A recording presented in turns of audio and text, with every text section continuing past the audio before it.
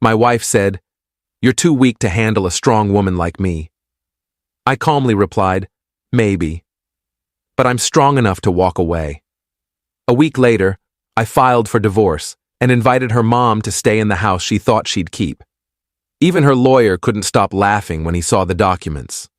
I'm 34, and until about 2 months ago, I was married to someone I thought was my partner. Her name was Nicole. We'd been together for 6 years, married for 4. When we met, she was ambitious and confident, which I admired. I'm not someone who needs to be the center of attention or the dominant voice in every conversation. I was fine supporting her career goals, her dreams, her vision for our life together. The problems started about a year ago when Nicole got promoted to senior director at her company. The job came with a significant raise, a corner office, and apparently a completely new personality. She started making comments about how she was the breadwinner now, even though I made decent money myself. She'd undermine my opinions in front of friends, interrupt me constantly, and generally treat me like I was some kind of incompetent assistant rather than her husband. I tried talking to her about it multiple times. Each conversation went nowhere. She'd either dismiss my concerns entirely or turn it around and accuse me of being intimidated by her success. I wasn't. I was proud of her, but I wasn't going to be disrespected in my own marriage either. The breaking point came 3 weeks ago on a Friday night. We were at home, discussing weekend plans. I suggested we visit my parents since we hadn't seen them in over a month. Nicole immediately shot it down. "I'm not wasting my weekend driving 3 hours to sit in your parents' boring living room," she said without looking up from her phone. "They're my parents, Nicole, and they've been asking to see us. So go by yourself. I have better things to do." It would mean a lot to them if we both went. We haven't visited together in months. She finally looked at me, her expression cold. "You know what your problem is? You're too weak to handle a strong woman like me. You want some submissive little wife who does whatever you say. That's not me. I have priorities that don't revolve around playing happy family with your parents." I felt something snap inside me. Not anger exactly, but clarity. I'd been making excuses for her behavior for months, telling myself she was just stressed from work, that things would get better. But in that moment, I realized they wouldn't. This was who she'd become, and she had no interest in changing.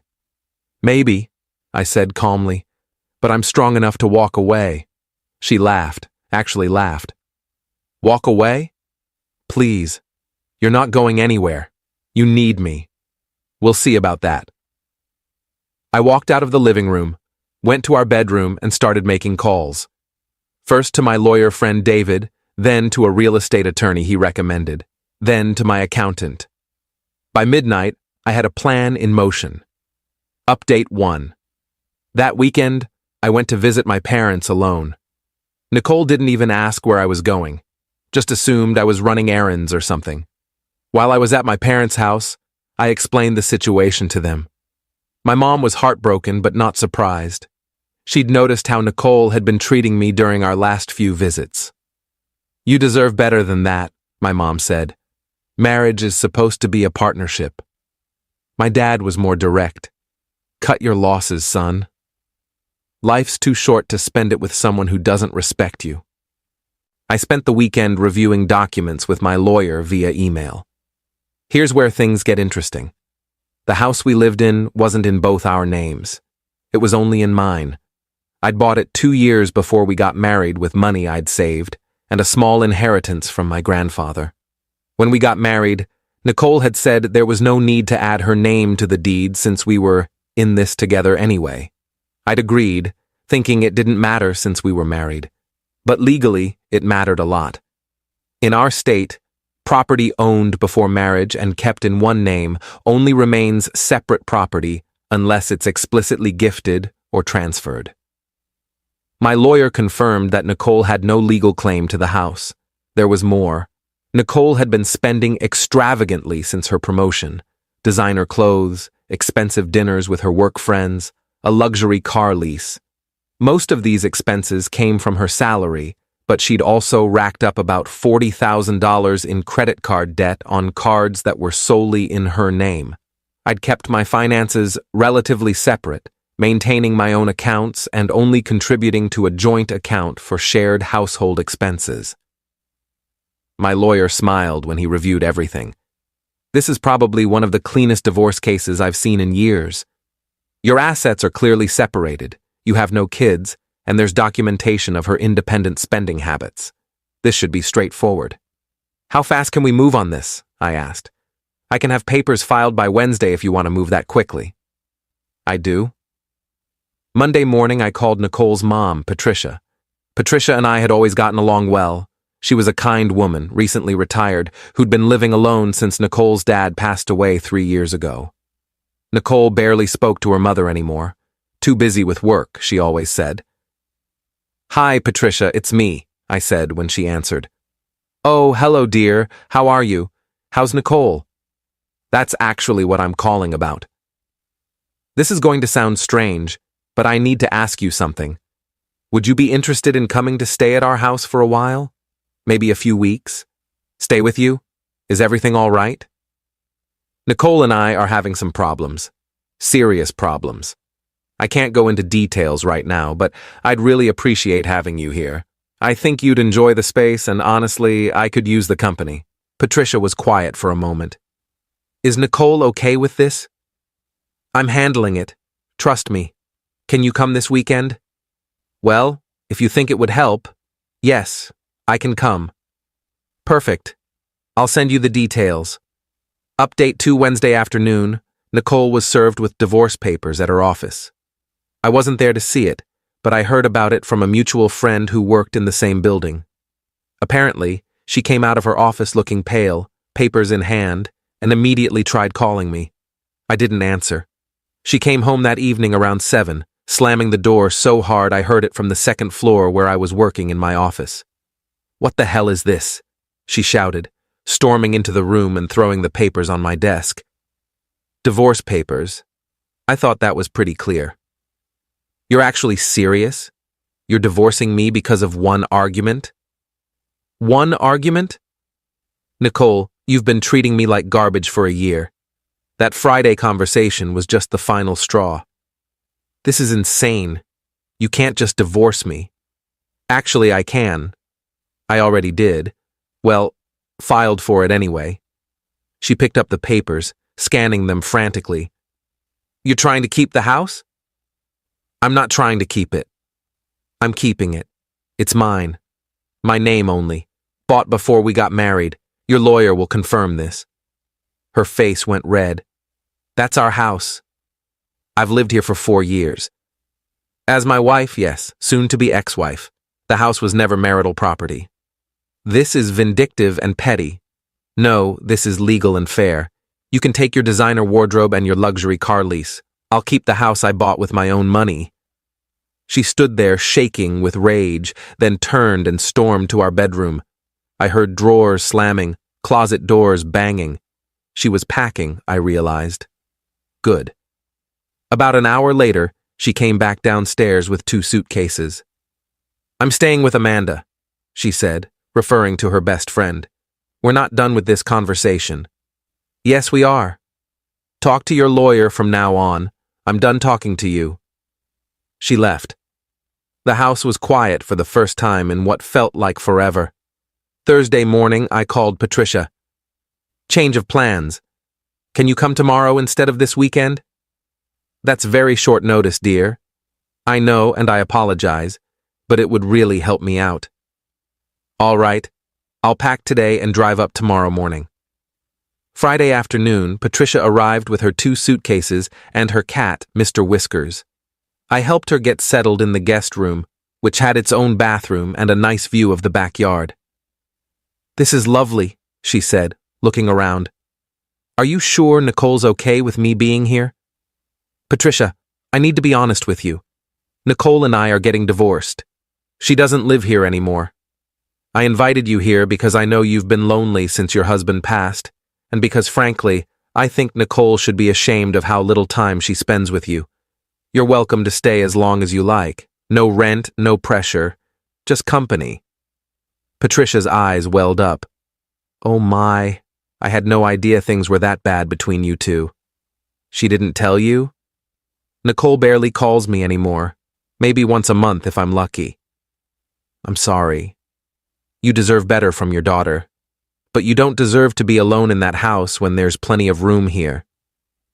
That's very kind of you. Thank you. Update 3. Nicole found out her mother was staying at the house on Sunday. She showed up unannounced around noon, using her key to let herself in. I'd been planning to change the locks, but hadn't gotten around to it yet. Mom? What are you doing here? Nicole said, finding Patricia and me having coffee in the kitchen. Hello, sweetheart, Patricia said warmly. I'm staying here for a while. Didn't you know? No, I didn't know. Why would you stay here? Your husband, well, soon-to-be ex-husband, I suppose, invited me. He's been very kind. Nicole turned to me, fury in her eyes. This is a new low, even for you. Using my own mother against me? I'm not using anyone.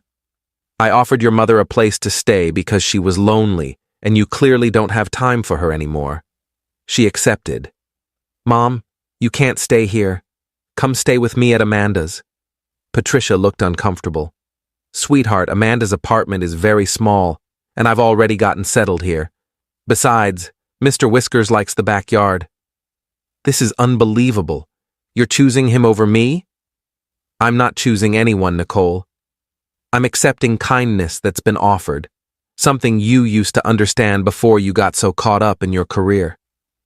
Nicole's face went through several emotions: anger, hurt, confusion. Finally, she just turned and left without another word. Monday morning, I got a call from my lawyer. You're not going to believe this. Nicole's lawyer called me. He wanted to negotiate terms for the house. I sent him the documentation proving it's your separate property. He called back an hour later and said, and I quote, "My client has no case here. This is the most clear-cut property division I've seen." Then he actually laughed and said something about his client being delusional if she thought she had any claim to it. He laughed? He laughed. Apparently Nicole had been insisting to him that she deserved half the house because she'd contributed to its maintenance. He had to explain to her that paying half the utilities for 4 years doesn't entitle you to equity in a property you never owned. How long until this is finalized? Given that there's no property dispute and no kids? Maybe 3 months. She could drag it out longer if she wanted to contest things, but her lawyers already told me she has no grounds for anything. I think he's advising her to just sign and move on. Final update. The divorce was finalized 2 months ago. Nicole signed without contesting anything in the end. Her lawyer had apparently convinced her that fighting would only cost her money in legal fees for a case she couldn't win. She took her clothes, her car, her credit card debt, and moved to a different city for a new job opportunity. I heard through mutual friends that she's telling people the divorce was mutual and that we grew apart. Whatever helps her sleep at night. Patricia is still living in the guest room. We've settled into a comfortable routine. She cooks dinner a few nights a week, insists on it, says it makes her feel useful. I help her with anything she needs around the house. We watch movies together, play cards, talk about life.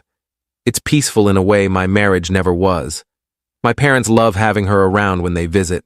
Mom and Patricia have become genuine friends, going to lunch together and taking day trips. Dad jokes that I traded in one difficult woman for a much better one. Patricia laughs at that. She knows her daughter's flaws better than anyone. Last week, Patricia told me Nicole had called her for the first time in months. They talked for about an hour. Apparently, Nicole is dating someone new, still focused on her career, still convinced she's the victim in our divorce story. Patricia didn't argue with her, just listened. Afterward, she told me she feels sad for Nicole. She's my daughter and I love her, Patricia said. But somewhere along the way, she forgot that success isn't measured in job titles and salary. She forgot that people who love you aren't your competition or your employees. I hope she figures that out someday. Do you think she will? I don't know, but I'm grateful you got out before she destroyed you completely. I am too. Looking back, I should have left sooner. The signs were there long before that Friday night conversation. But I kept hoping she'd change back into the person I'd married. The truth is, maybe this was who she'd always been, and the promotion just gave her permission to show it. The house feels like mine now in a way it never did when Nicole lived here. I've redecorated some rooms, started a garden in the backyard that Patricia loves helping with. I've been on a few dates, but nothing serious. I'm not in a rush. After years of feeling diminished in my own home, I'm rediscovering what it's like to just be comfortable in my own space. The irony isn't lost on me that Nicole accused me of being too weak to handle a strong woman, and yet she's the one who fell apart when I stood up for myself. Real strength isn't about dominating your partner or proving you're superior. It's about respecting the people you love, admitting when you're wrong, and having the courage to walk away from situations that make you less than you are. I was strong enough to walk away, and in the end, that's exactly what saved me.